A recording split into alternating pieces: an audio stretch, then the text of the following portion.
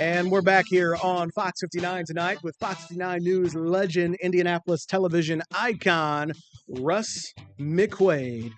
Russ, we were talking before the commercial break about what it takes to stand out. You've done that over the years. How do you stand out?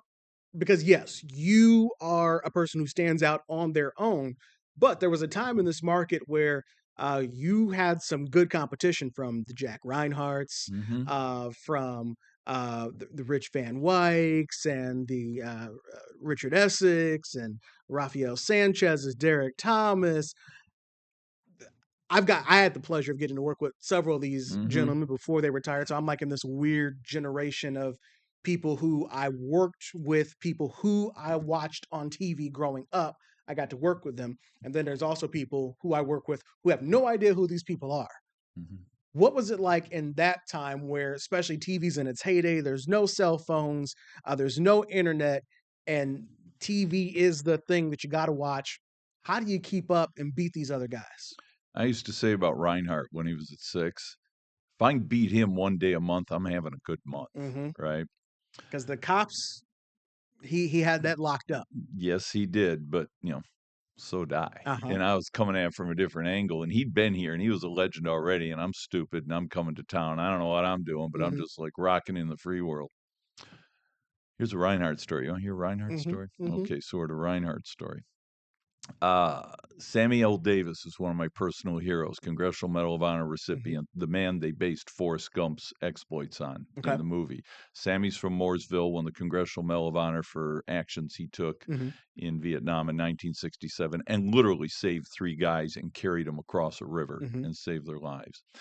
So in the 2000s, probably about 2006, Sammy gets his Congressional Medal of Honors and all his paperwork and everything stolen from a briefcase that's in the trunk of his car at a West Side motel. Somebody just broke into the car, stole a briefcase, whatever. The whole town just goes up. And Sammy's a great friend to a lot of people and a legend. So police, fire, media, everybody was just hitting the bricks, trying to solve this problem. Finds it about 3 days later in the White River. Some divers go in, bring it out, find Sammy's stuff. So it's in the summer, and Sammy's having a ceremony at the War Memorial downtown where he wants to thank, all the people that helped out. Reinhardt and I are there to represent the media. It's a hot day. And we're standing there, and the ceremony starts at 2:30. Please be here by 2 o'clock. Okay, we're inside there. And 2:15, 2:20, 2:25, no Reinhardt. I'm standing there. Reinhardt rolls in with his photographer, Brad, buddy of mine. And I go, hey, Reinhardt, thanks for showing up. Sammy, Congressional Medal of Honor recipient. Nice for you to be on time, Jack. Anything I can do for you? And Jack goes, I had to save a baby's life. I said, are you kidding me with this? And I look at Forrestal, and he shakes his head. He goes, yeah, we had to save a baby's life. And they're rolling through Hamilton Avenue on the east side. And Jack sees a lady with a baby turning blue, and he says to Brad, pull over. And Jack does CPR on the baby, and they call 911. They save a baby's life. I go, for crying out loud, Jack. I mean, you got the best sources. You break the best stories. I can't compete with that. I can't be going around saving babies' lives. And Jack's like, right? So I tell this story. A couple of years ago, we're up at Rotary in Carmel, and they had me and Jack come up and talk about the business. And I tell this story. This is 2006 when this happened. I turn to Jack, and I go, Jack, it just seems to me that day was a special day in Indianapolis. It was a significant day, and it was like the mayor was Bart Peterson, and he had declared that day, God, it was named after like some sort of special person, and I'm just trying to remember. Jack, do you remember what day Peterson had already declared that day? And he goes, you mean Jack Reinhardt Day? Jack he's still around, but I say was because I worked with Jack at Fox 59 at Channel 6. See, I've been around too many places now that I don't remember where I worked. But even at Channel 6, he, like you, was one of those guys who can walk in the room and people just talk to, and people already know. And you walk in the room and he already knows what's going on. So Then a couple of years ago, Jack was meeting my friends down at the Eagle downtown on Mhm. Friday for chicken and beers. And my buddy says, he goes, yeah, Reinhardt showed up the other day. I go, oh, well, how's Jack? And he says, well, Jack, when he comes in the room, he takes up all the oxygen. I said, Mhm. yeah. He said, so Jack comes in and Jack goes, oh, I'm going to tell you a story. They go, okay. He goes, yeah, I was just up at the Meyer in Carmel and a guy saw me and he said, hey, aren't you on TV? And I said, well, I used to be.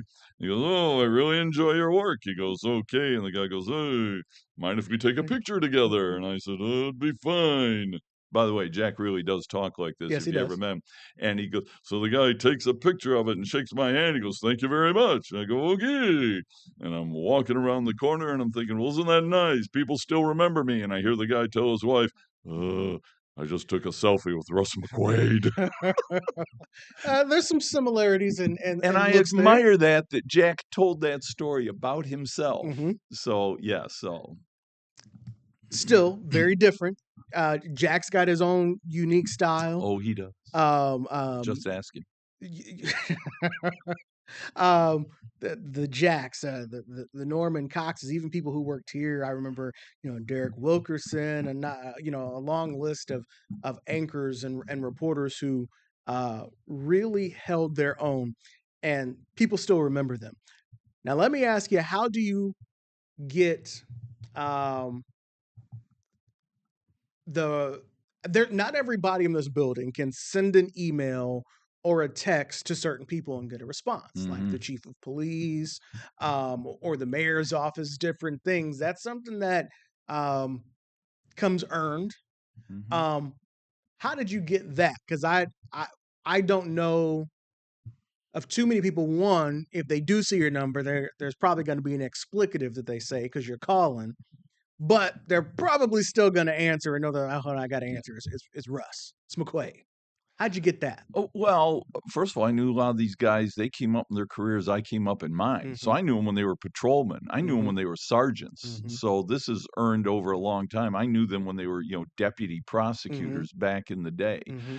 So these are long time, and they're friends, but Mm-hmm. they're also friends who know that, I'll ask them a tough question. Mm-hmm. And, but as I said to one of them recently, that's the mark of a good friend, somebody who will ask you a question that everybody else will tiptoe around, Mm-hmm. but also they understand the give and take. And I will say this about Indianapolis, unlike a Detroit or a Chicago, where people are at loggerheads with each other, it's not that we're all buddy buddy and I'm going to overlook stuff, but on the other hand, we can have a respectful conversation.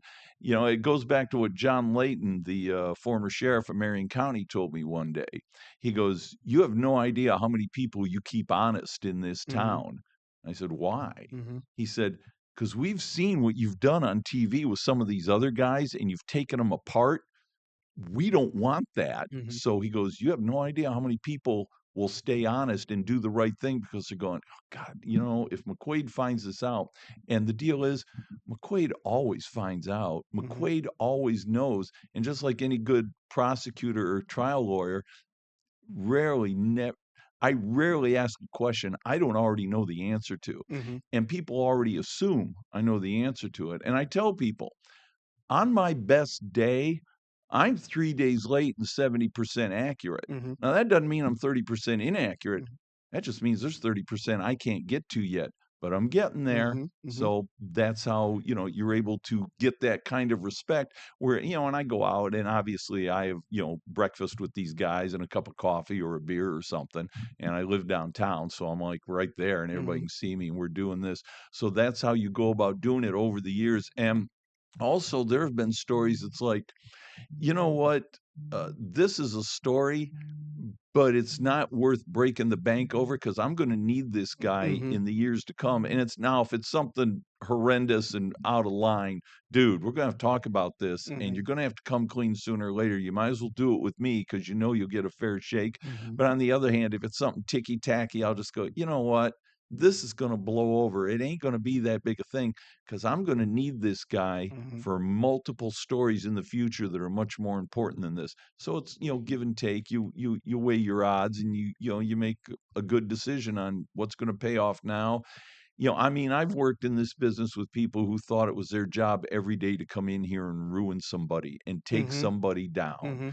And those people luckily have all moved on to, I don't know, ruin somebody else's life. But I'm a lifer here. I'm in this for the long haul. Mm-hmm. My ultimate goal every day is to help make this town better. Mm-hmm. Help the media be better at what it does, help the neighbors be better, help solve problems, help the decision makers make better decisions, even if I will take them aside and say, look, I'm not really doing this story, but here's some inside information on where this is going that you may not know, but you're going to want to check out Mm-hmm. because if not, you're going to get blindsided on this story. Or like sometimes I'll call up a detective and go, hey, I talked to the lady in the yellow house on the corner. She saw the guy run away. You might want to go talk to the lady at the yellow house. Mm-hmm. Okay, thanks. It's about making this town a better place and yet doing it with respect and making sure you're getting straight answers. I'm I go back to conversations uh, that were taught, back in J school. In journalism 101, they talk about how you're supposed to be and what you're supposed to be. And I've been doing this long enough now that I've got to see some people who I remember were protesters and now they're elected officials, kind of seen them grow up the pipeline. So I always tell people how important it is to have relationships. I don't know how many people understand how important relationships are to being a journalist because, like you just mentioned, there are some people who think their job is to ruin somebody's day. And I've never agreed with that. That's never been my style. In fact, I hate knocking on people's doors on their worst day ever. Um, but think I think people um, think it's supposed to be this straight and narrow, like you can't even take a bottle of water if you go into a press conference. Hey, if somebody can sway you by giving you a room temperature bottle of water, then I don't think I wanted to talk to you or you should be doing this in the first place. But it goes deeper than what you said. You got to go to lunch with these people sometimes. You got to talk to them. You got to have coffee. You got to have relationships to where you guys understand each other, trust each other, and then maybe they'll call you first. Well, and that also goes, and it's not just the people who work and run this town downtown. I mean, I got those types of relationships throughout all the communities where Mm-hmm. people from the neighborhoods call me up. They want some advice on something. How do I do something? How do I access this type of information? Yeah, come on, buy you a cup of coffee. I'll explain to you how things work, sir. Mm-hmm. Because I want things to be better in your neighborhood and I want it to be better for your neighbors so I don't have to come out to your neighborhood and talk about your kids, Mm-hmm. getting in trouble anymore. What can I do to help out? Or tell me what your issue is and I'll go ask the mayor Mm-hmm. what's going on. If you can't get an answer, tell me, I'll ask him for you. Is when you walk into um, a room. Actually, hang on. Before I even go there, I want to get your opinion on this. Uh, as the internet became more popular and everybody has to have a social media page and you got to have a Facebook and a Twitter and all this, there was this debate about, do journalists need to have this, and um, journalists are not a brand, your brand is the place that you work at, and journalists are not influencers, and all of that. I'll tell you my opinion. I disagree because I think journalists are the original influencers. A lot of your work, you're telling a story. Your goal is to make the place a better place, but the influence of your story is what gets it done. Yeah. Sometimes just us calling, saying, "I'm going to do a story on this. Hang on, let me send somebody out, and we'll get that cleared up." Sometimes that is it. Do you see it that way? Because I think that you are an influencer, you're a content creator, and you have a brand. Russ McQuaid is a brand. Well, it goes back to when I said, the original days of Geraldo Rivera, not the character he Hmm. became, but he was an activist journalist. Hmm. And that comes out of the 60s. And the 70s, same sort of thing.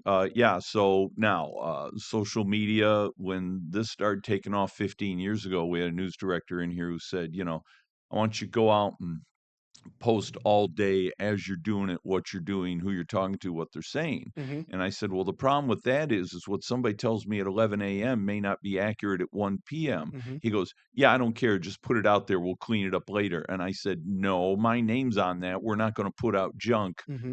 and clean it up later. Mm-hmm. But you can't rail against the technology, and you can't rail against the advancements. You just learn how to work with it and develop it. So it used to be, and it was whether it was me or homicide detectives, we got all of our tips from just knowing people in the community and walking around. Now, newsrooms and homicide detectives get a lot of tips from social media and people that call up, and homicide detectives make cases by watching videos of people who they suspect. Mm-hmm. And, oh, look at that, 2 days before the murder, there's the gun he was carrying because he posted it on YouTube or whatever. So, what you do is, you just adapt with the times. There are people in this newsroom who are much better with combing through social media and coming up with information and tips.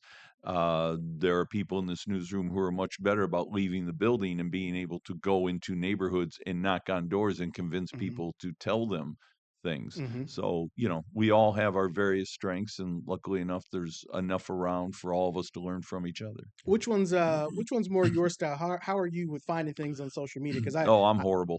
me I'm too, me horrible, too. but I'm better at, actually picking up a tip, drawing a connection, going, wait a minute, this name sounds familiar. Why do I know this name? Because I was there in 2015 when he got arrested for that other murder, Mm-hmm. which he was not convicted of. Mm-hmm. And Lord, look at this. He's in trouble again. Mm-hmm. Oh, I'll be darned. Well, let me go back through my files, because I do have files going back 20 years. Oh, guess what? I've got his mother's phone number from 2015. Let me see if I can give her a call. Remember me? Oh, I remember you. Okay, How many let's talk. contacts do you have in your phone? Oh, 1,000 easily. I don't know. I never count them. Just there's a bunch of them. Plus, but I also got file cabinets around here full of paper files. Mm-hmm. Now, on the one hand, if there's ever a fire in this place, it's probably going to start at my desk. There's a lot of paper on Russ's desk, But I bet you know where everything is. I On know that where desk. every piece of paper is. I know where every phone number is. And it especially helps on Sundays, Mm-hmm. because that's why I work Sundays, because it's hard to do news on Sundays because there's nothing going on. Mm-hmm. But I always know I talked to this guy in 2017. Let me go see if I can find that file. I'll be damned. Look at here. Mm-hmm. You home today? Yeah, good. I want to talk to you. All right. How, when you're on top of all of those things that you have on your desk, one, how do you even know what's what? How do you retain this information? You're like an information vacuum cleaner, is what you are. Is you suck up all kinds of information, and you have specialties you are looking at. I don't cover everything in the whole great wide Mm-hmm. world, though I am on the road throughout Indiana and can do a story anywhere. Some people are strictly police reporters. Some people are strictly politics reporters. Some people are strictly feature reporters. I do them all. So Mm-hmm. whatever you throw me into. I mean, I don't like covering the State House. I've been doing it since '88, which means I'm the longest tenured reporter in this state who's continuously covered the Indiana State House. Have you found that there are things that you are good at that you don't like doing? Walking up somebody's door and knocking on the door on the worst day of their life. Mm-hmm. But I'm good at it. So if somebody's got to do it, it might as well be me. Mm-hmm. It's not something you want to do, Mm-hmm. but it's something that has to be done. And my attitude is, well, if somebody's going to do it, it better be me, Mm-hmm. because I'll know how to do it and at least leave the people okay with where they are.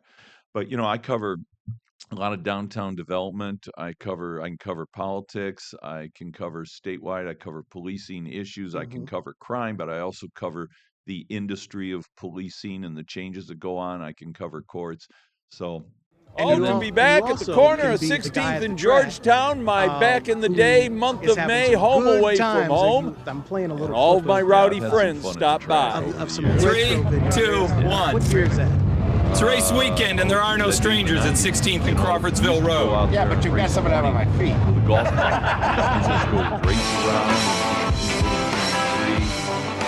Okay. He's on it. Hi, 59. Race day Every TV station in town does like a 6-hour. Ask any veteran race fan what it was like back then, and they'll tell you nothing like it is today. Been coming over here all my entire life, you know. It's 8:05 a.m. Time for the first beer of the season. The night before the race on Georgetown Road was absolutely insane. You name it, you saw it. Well, Carnival, it's a lot of people dancing and all that stuff. And here, A lot of people are naked, aren't they? yeah. You see as many naked people out here? Here, yeah, a lot of people naked. You see a lot of naked people here? Yeah. Where? Well, I saw 2 girls right there. Yeah? Yeah. You name it, and we had it. You walk through the snake pit, it was an education. Very entertaining. Yes, very entertaining. When it was the mud doppers down there, and they had truck starting pulls. at 5 a.m. Yeah, we were down there in the first turn the whole time. It was doing play-by-play, and I'd play the tape in my interviews and everything. And over the decades, while many things have changed, one thing has stayed the same: the excitement at the track and the great fans. And we'll have grease and tire pieces on our faces, and that's our race experience. We know we really enjoy the day when we get dirty. And how many times have we all said that in the month of May? At the track, Russ McQuaid, CBS 4 News. Pushing cars into the infield. Oh, to be back at the corner of 16th and Georgetown, my back in the day, month of May, home away from home. And all of my rowdy friends stopped by. I invented that. 3, 2, 1. It's race weekend, and there are no strangers at 16th and Crawfordsville Road. Yeah, but you've got some of that on my feet. Yeah.